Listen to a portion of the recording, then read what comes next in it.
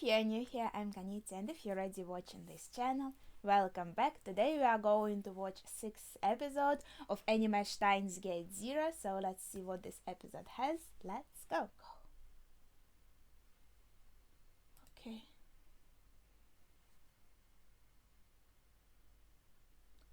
Oh wait, they're left alone now. She came to her senses.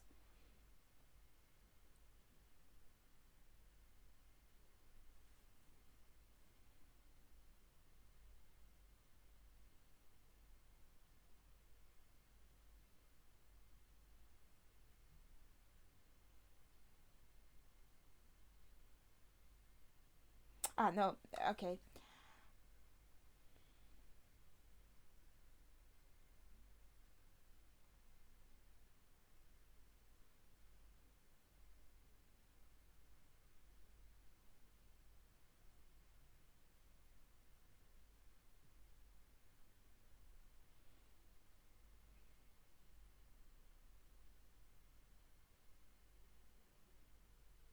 Wait, so she's still. So say.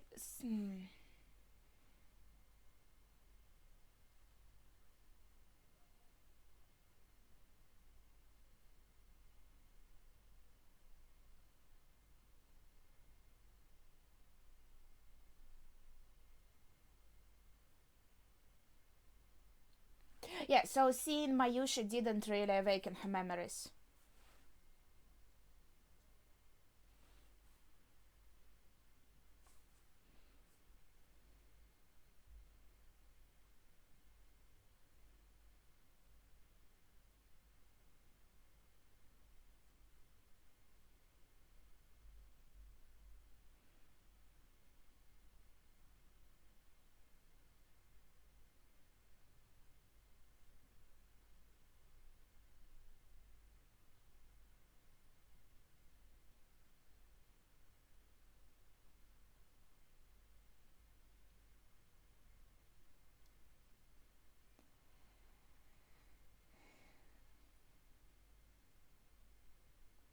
Yeah.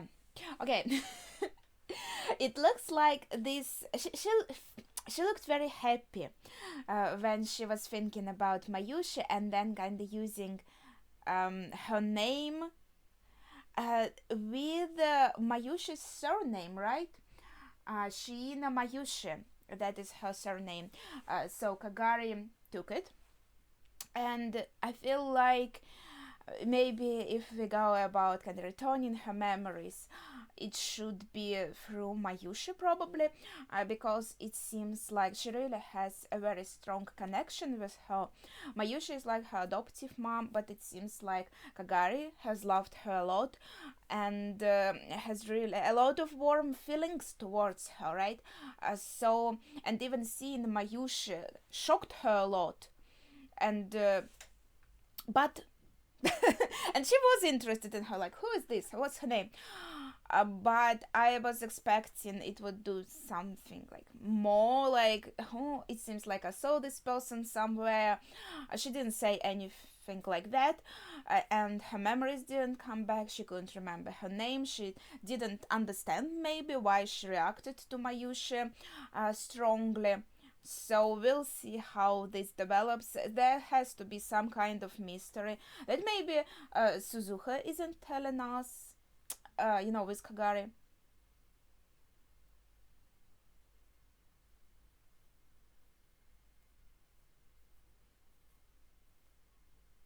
Or maybe she's just like a reincarnation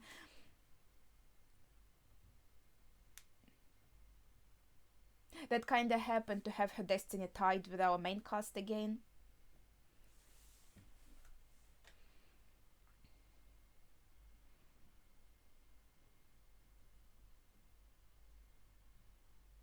I mean, reincarnation of Kuriso, obviously.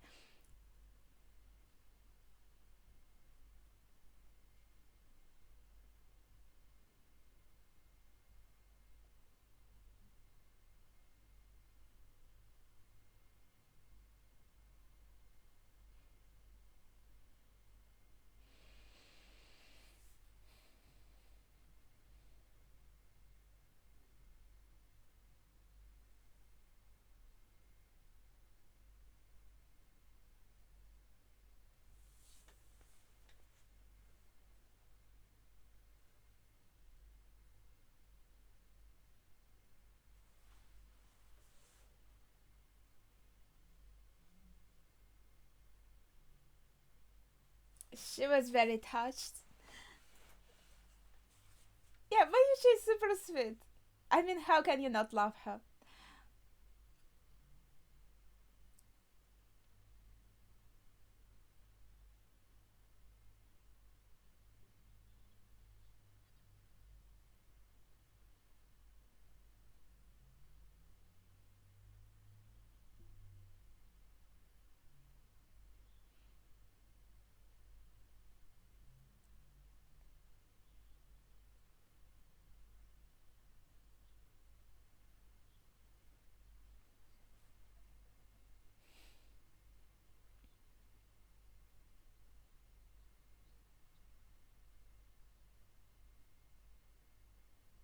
And also here, she's talking fine. Like, she isn't forcing the messaging. So that's a nice development of her character here.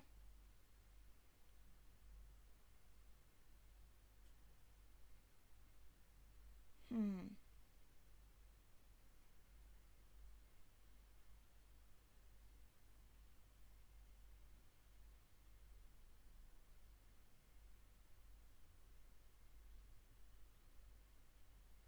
Alright.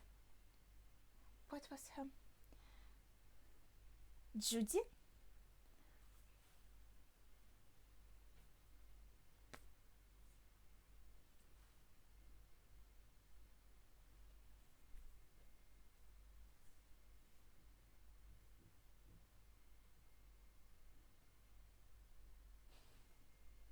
Really?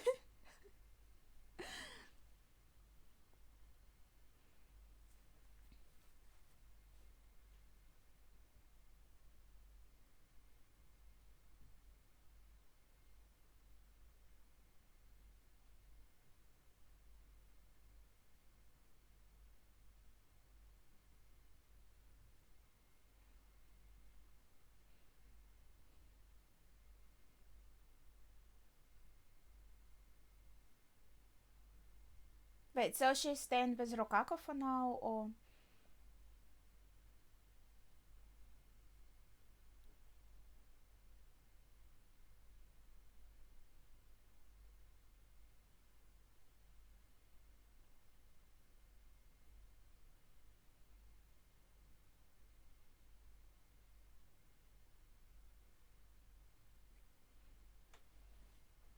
Yeah, there are a lot of things with her. And that moment.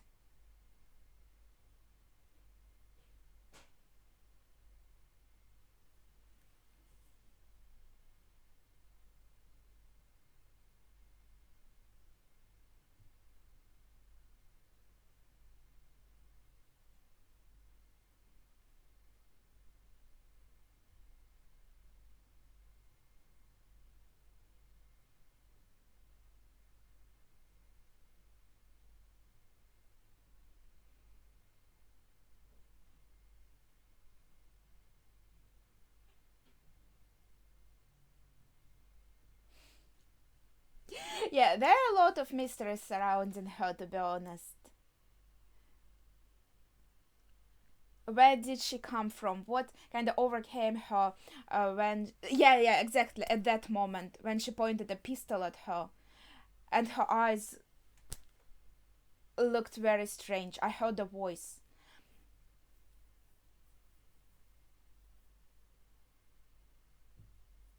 So, like, she was being influenced by something. And then she looks very much like Kurisu. Someone was searching for her in this time. The orbital eclipse. So there are a lot of peculiarities.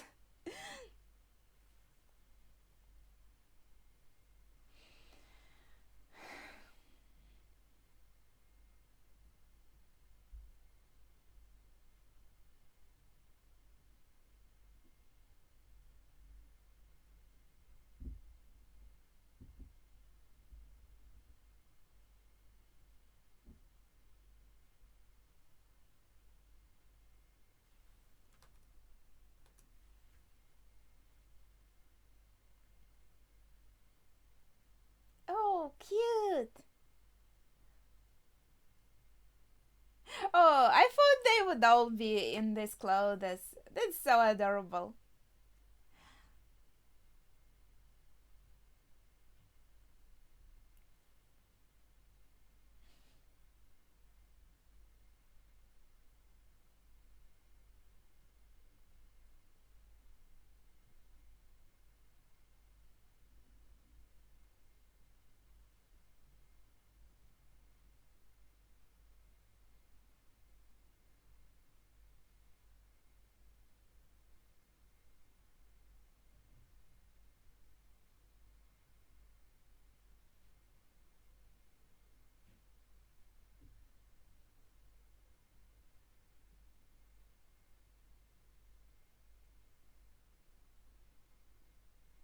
Oh, that's such a nice episode to watch right before New Year's.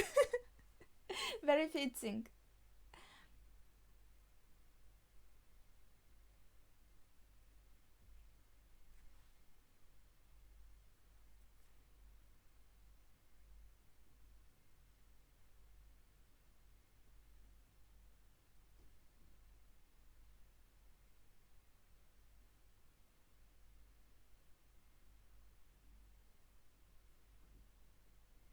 Mm.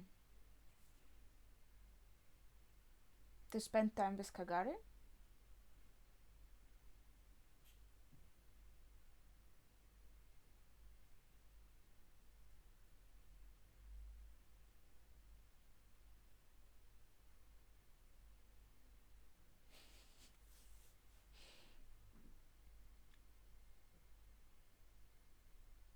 Really?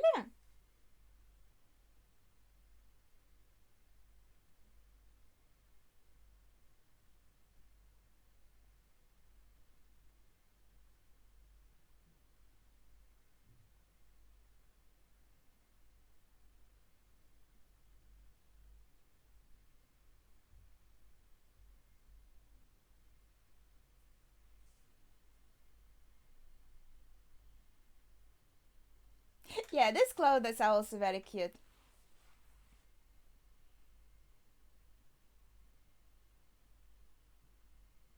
So they're all helping here.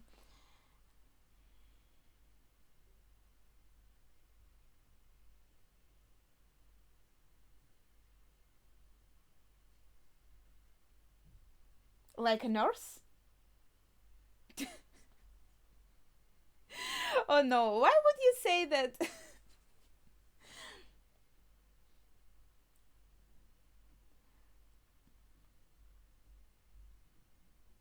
That's a bit creepy because it's like his daughter. So that's.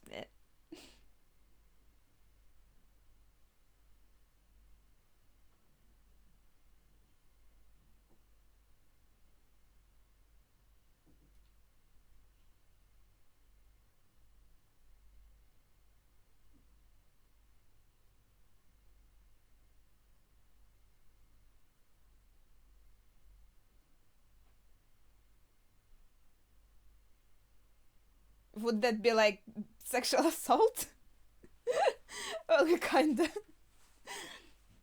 Poor Rokako.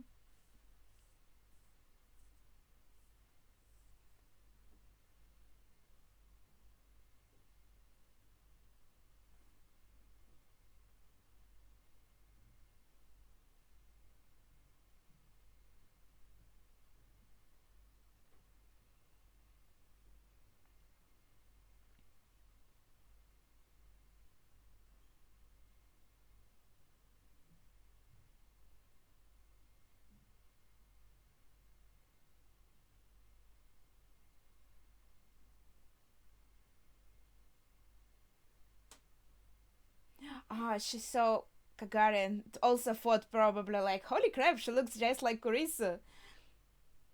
Like you can still feel like some differences, but yes, super similar. Yeah, almost identical.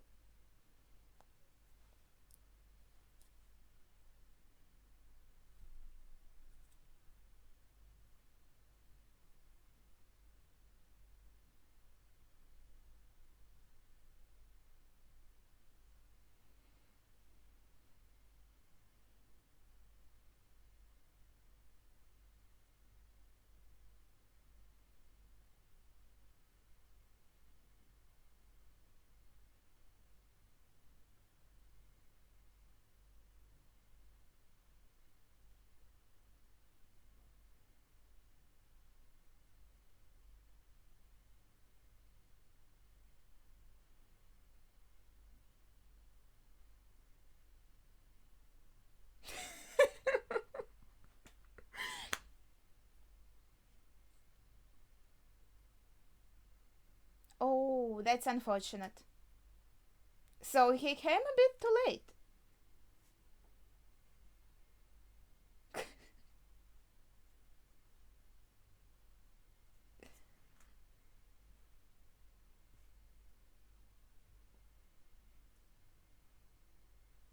Or maybe they were busy with work.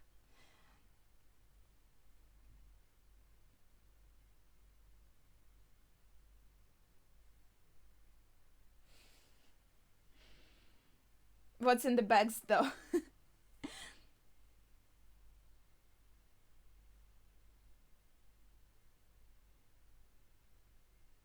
Hmm. Did they come then just to look at Kagari actually? Like, something is off.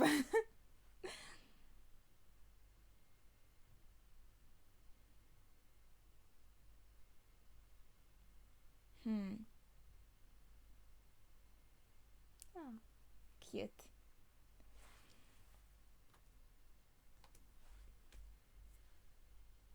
But yeah, the way we met Judy and the way she was framed here too makes her super suspicious.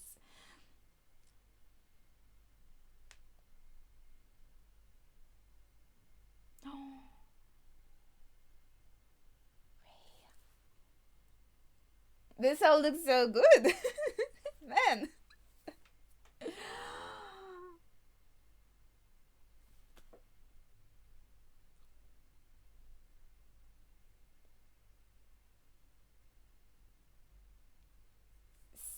So many interesting dishes. I'm getting hungry now.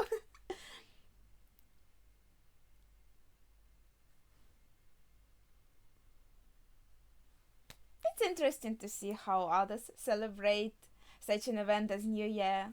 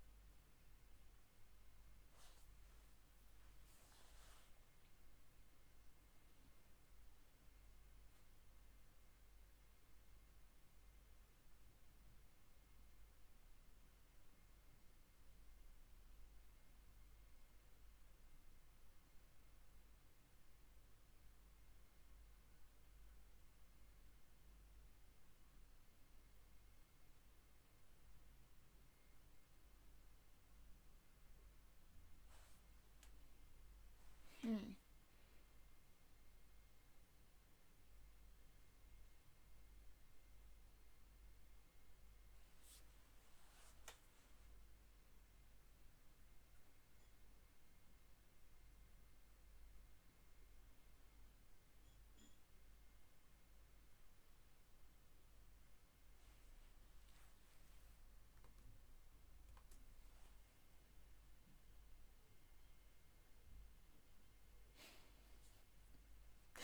Yeah, very fitting for a game though.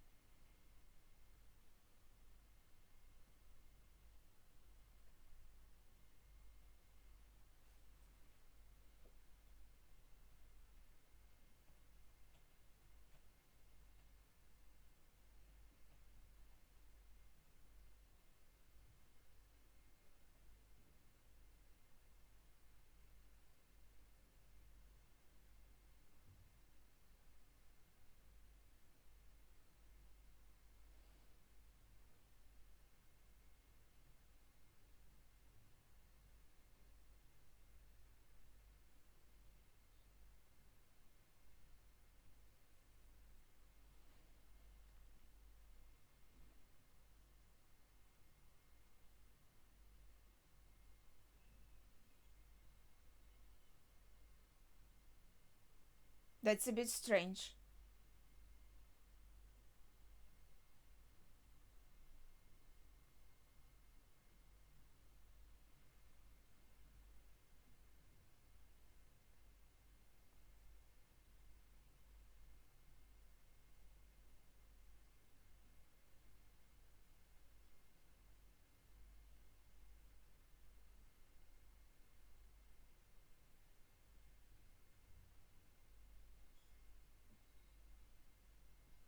Again?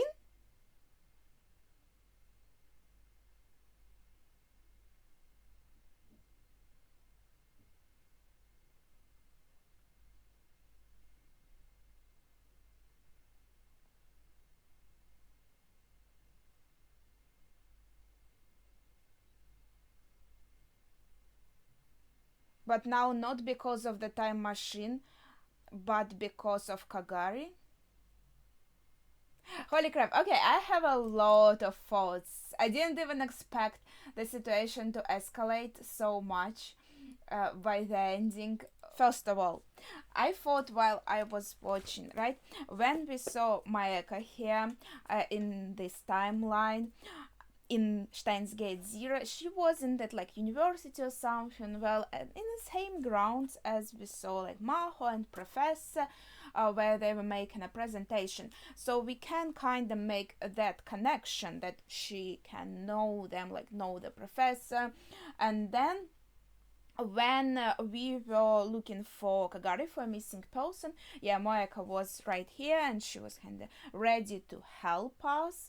But the interesting point is she did mention that someone else was also looking for Kagari, and if she's working with them, it's kind of a bit strange to warn them.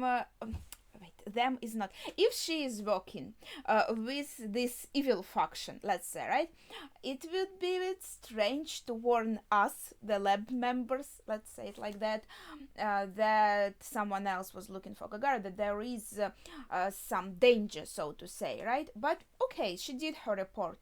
Then Ocarine called her and said, we found Kagari. We kind of know where she is, where she was, and Moeka was like, okay, and she seemed a bit interested in it. Then we didn't see any of her. Then Maho just invited the professor and Judy to the shrine. So it could be either way. It could be that Mayaka is actually connected to them, and Professor and Judy are both, let's say, in this evil faction. Something is up with them. So they would know that they will be able to see this person who is supposedly Kagari there, and just wanted to check it by themselves if it's her, if she looks like her, right? And so that's why they came just for a little minute, because that was the only thing they were interested in, and they didn't intend to stay for any longer. Or it just happened accidentally that they saw her and thought, oh, that's very interesting development, like Moeka didn't tell them anything. They just happened to come here because Maho invited them, and then they saw Kagari and thought, oh, damn, that's a very interesting thing to see. Maybe we should leave right now and kind of discuss it and think what to do next. Either way, after both of these events happened, Moeka has learned that we have found Kagari, and Professor and Judy, if they are working together, if only one of them is really suspicious, I can't say for sure yet. Like, they were both shown in a suspicious light, so I'll just talk about them as a single entity for now, right? Both of these parties, professors and Moeka, they have learned that we have found Kagari, and after that this strange event has happened again. For some reason Amadeus has stopped working, and Ocarina felt a familiar feeling. Oh, it's just like in that world line where the watches and even, you know, this sand clock has stopped working, right? And that's when the attack by CERN happened. So again, we have this situation, but now not because of the time machine, but because of Kagari. And also, as we know, Mr. Brown, he was also connected to CERN, so he could also be connected to all of this, but obviously he wouldn't be the one staging the attack, and it was Maeka the last time also, and his daughter is also there, so he would be most likely worried about her right now. He even saw someone watching him from the shadows, some person with sunglasses and a hat, possibly one of these CERN agents, maybe looking like if anybody's coming, if it's the good time to make their move. And we don't know for sure what happened there with him and Mr. Brown. He could have attacked Mr. Brown, so he wouldn't be able to come and intervene, right? Maybe Mr. Brown will actually overpower this guy, or just kind of go by him and be able to help us somehow. Maybe he will be on our side this time. I don't know, these are just speculations, but obviously he and Moeka are probably both somehow connected to all of this. And then talking about Kagari and Amadeus, it's just, she's from the future, right? And she was quite a little girl. So if we go with the theory that AI, they have developed it so much that they managed to kind of make a real person on the basis of that AI. But in this episode, they even mentioned, like, I'm an AI based on the memories of Makise Kurisa. So if a child was created that's based on that AI, wouldn't this child also have the memories of Makise Kurisu? But even if, I don't know, we are going back to that moment again, right? Where she kind of heard some voice and wanted to attack Zuha. Obviously, if she had this personality and memories of Makise Kurisu, Kurisu would never tell her to kind of point a gun at someone. She would not be the person to kind of suggest any of this, so we can kind of rule this out. But if she is an AI, can the developer of an AI somehow control it, even if it seems to have kind of its own thoughts and will, etc.? Maybe the developer is still can still connect to that AI, so that voice that Kagari would hear would be somehow a voice like of well, it was told that actually Maha has developed it, but the professor was there too. So maybe I don't think Maha would be any kind of like malicious bad person, right? So probably if we go with the theory that the owner of the AI is somehow controlling her, maybe that professor, he took that technology and then he developed it to create this person, right? To create Kagari, and so he can somehow control her. And then when she hears these commands, her eyes just go blank, right? So that would mean she's not just a regular person, she's like a part machine or something like that. I think that would be just a logical continuation of this theme, because when we saw Amadeus, we were told, okay, but remember, this is not real Kurisu, this is just a program, right? So we are building on this theme like, oh, but she feels just like a real person, but it's easier for us to understand she's a program because she's here in our device.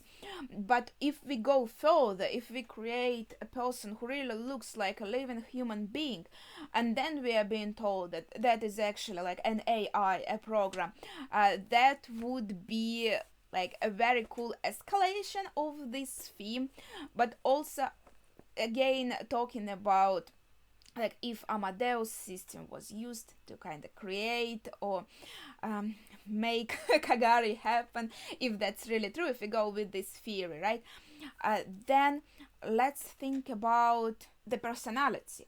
because it seems to me like even visually, yes, they look strikingly similar, but you can feel that it's kind of like a different person, right? She does look very similar to Kurisu, but she still looks somehow different, like with her eyes, maybe just a little touch of a difference in a palette, like a tone or so, right? A little bit of a difference in her face, in her figure, in her stature. So it feels like someone very close in appearance to Kurisu, but it feels to me like even her personality is a bit different. So she definitely feels like some other person, right? So even if we go with the theory that she is AI based, she still developed her own personality. And honestly, I don't even have any other theory besides of that AI, because I feel like this just falls into place so well. But then what happens in the present time, right? Why Saren has attacked now? What interest do they have in Kagari in present time if she was actually created in the future? How people in the present have learned about her and some maybe like peculiarities about her that are interesting to them. Why would our professors be interested in that? How would they be connected with that? Do they know about time travel actually? Like, how would this all work? And yeah, I said last time Soren did come because of our microwave time machine, but as we know, like Suzuha did come here to the past, and Daro did make a time machine, so it will exist in the future, and it did come to the past, so it's again part of the plot. We didn't get rid of that, it still appeared, so it's all very intertwined. I think, yeah, I'm still missing some of the links and explanations here, but I think this episode made some connections and some, I don't know, like hints a bit clearer, in my opinion. Maybe all of my theories are super wrong, but I feel nice that at least now I can theorize somehow, because before that I was just taking in the information and trying to find at least some patterns. So yeah, that would be it for this episode. Please share your thoughts in the comments without spoilers, of course. Thank you for watching and see ya.